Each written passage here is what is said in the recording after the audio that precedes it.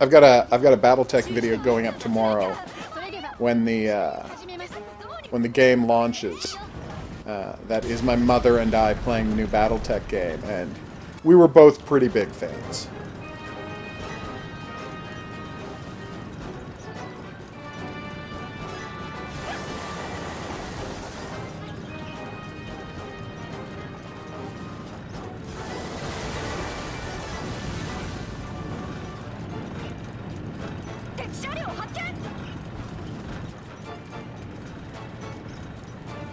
I suspected as much.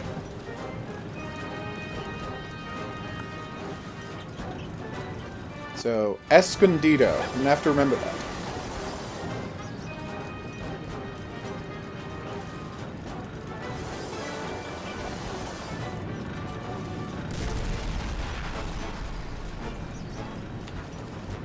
I'm definitely having control issues with this tank.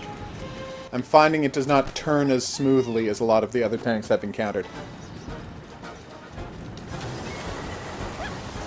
Buenos dias is one of the few things I do know. And of course, buenas noches being good evening. And I don't know how to say good afternoon. Oh, you never played Battletech? Well, you know, I mean, up until, unless you're very into board games, until tomorrow there hasn't been a good Battletech, oh, there we go. A good Battletech computer game in, you know, 30 years. That's an exaggeration. There were action games for the Xbox One, and by Xbox One I mean the first Xbox, not the Xbox One. They make that pointedly hard to talk about. And then of course there were the Mech Warrior games, which were first-person mech piloting sims that were fine. And, like, I'm not, complaining about those at all.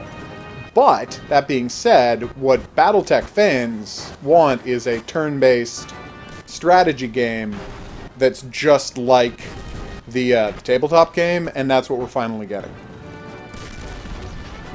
Oh, that's one of the fun things about the game. You don't need to know any of the rules. The game handles all that. See you, Tsing Tao.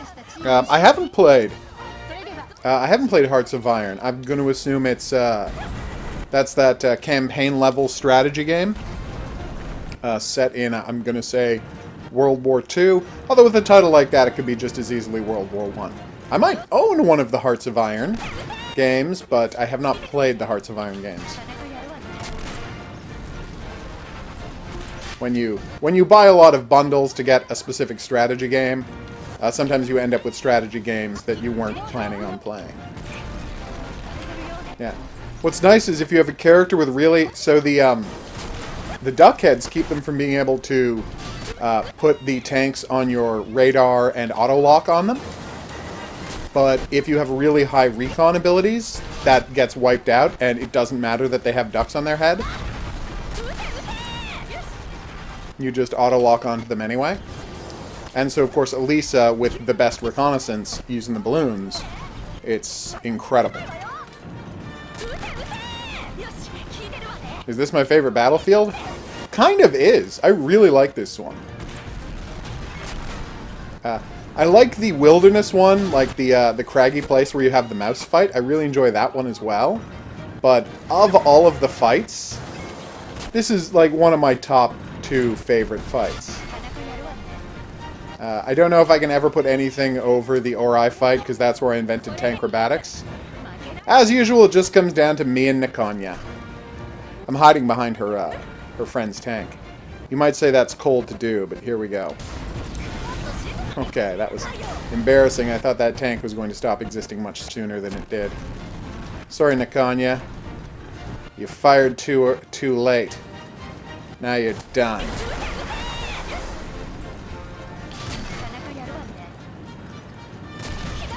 Oof. Sloped my armor just right that time. And now, I'm finishing you off. There we go. Yes, the Streets one is awesome. So what is World Conqueror 3 and 4? A convention? Yeah, no, I've been to conventions. Specifically the Toronto. The large fan expo they do in Toronto I've been to. Oh, no! Are you kidding me? When I was much, much younger, I've been to gaming conventions, and once a Star Trek convention. Because my brother really wanted to go see William Shatner speak. And I was like, yeah, sure, I'll go see Mr. William Shatner speak. That seems fun. And it was. A slightly mentally unbalanced woman walked up to him to try and give him a package of proof that aliens were real. It was weird.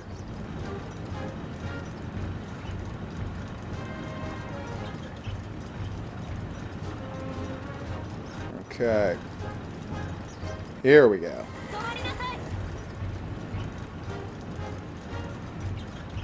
Yeah. I didn't go to a lot of cons for years because they were expensive. My best con experience ever was... I mean, I never went until I was, relatively successful and had a decent, had decent paying jobs and projects. There we go. But my best con experience ever was meeting Brian Bolland, who is the best comic book artist to ever live. Just FYI. In case anyone asks you in the future, who's the best comic book artist ever? It's a guy named Brian Bolland. He did The Killing Joke and a lot of stuff for 2000 AD in the UK. And I got my favorite comic book cover ever signed by him, and I was very pleased about that. But the best part is, it doesn't look like his, it does not look like his, signature. So it kind of looks like I have a forged Brian Bolland signature, because he always, signs his name with a backwards N. It's kind of one of his trademarks. One of his many trademarks. No, yeah. Brian Bolland's amazing. He was there for the re-release and recoloring of Killing Joke. And anyway, so he always signs his name with a backwards N. It's one of his many trademarks. Other than his beautiful art style, many other identifiable things about it. So anyway, I'm having him sign this cover. And I was pointing out to him that in this cover, when he had done his signature, instead of signing part of the picture, because it was raining on the comic book cover, he had created his name in void space between raindrops. So he drew raindrops all around, and then he left blank spaces in the raindrops to be his name. And he was like, it took so much time and effort to do that, that when he was doing it, he forgot to put the N backwards. So his name is signed incorrectly on this cover. So he, and I pointed it out to him, and he's like, I did not know, and he was like, I did not know I had done that. Huh. So when he signed the comic for me, he signed the comic with the N backwards. Sorry, backwards to how he'd normally do it, so he did an N properly. And I thought that was really cool at the time, but looking at it recently, I realized, oh, it just looks like I have a fake signature on this because it's not even signed the way Brian Bolland normally signs things. So I have a story to explain why I have what looks like a fake signature on the cover, but it still looks like a fake signature on the cover. Okay, here we go.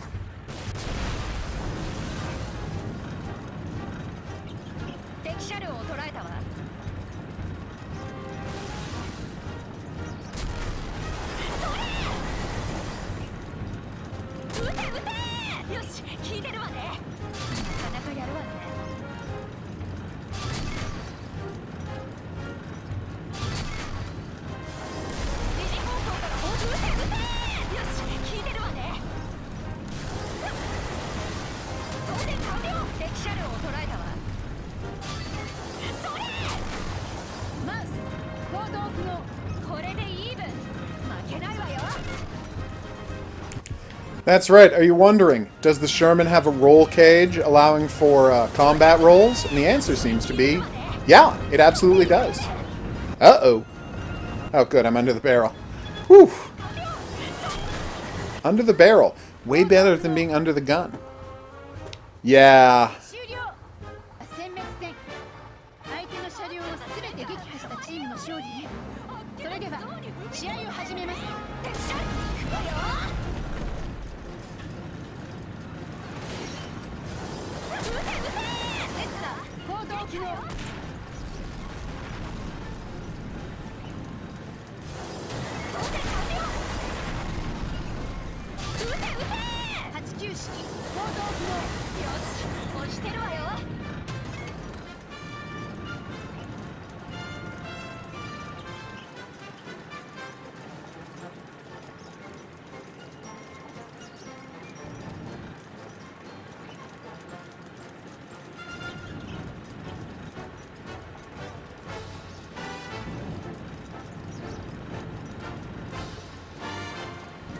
I don't know that I think Tokyo Drift is a very good movie, but on the upside, it's the first movie that we got Han in, and Han is the best character in Fast and the Furious, so there you go.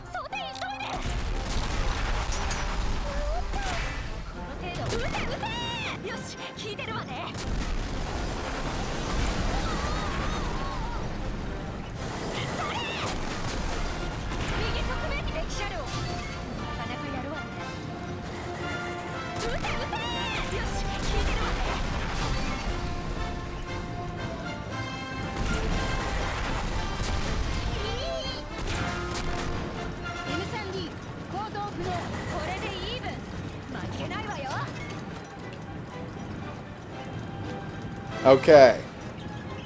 Obviously, one of the tanks is in hiding. I'm really not happy about that. Maybe she's just out on the beach. I'm going to circle around behind.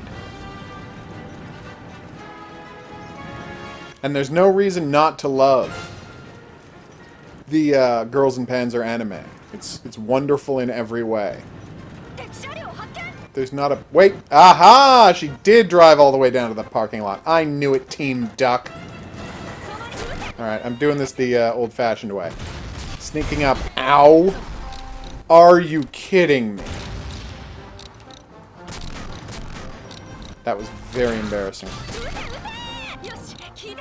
Taking out my tires like that. Yeah. Now, how do you like having your tires taken out? Oh, it didn't take out your tires. Alright, well that was embarrassing. Oof. Poor Team Duck.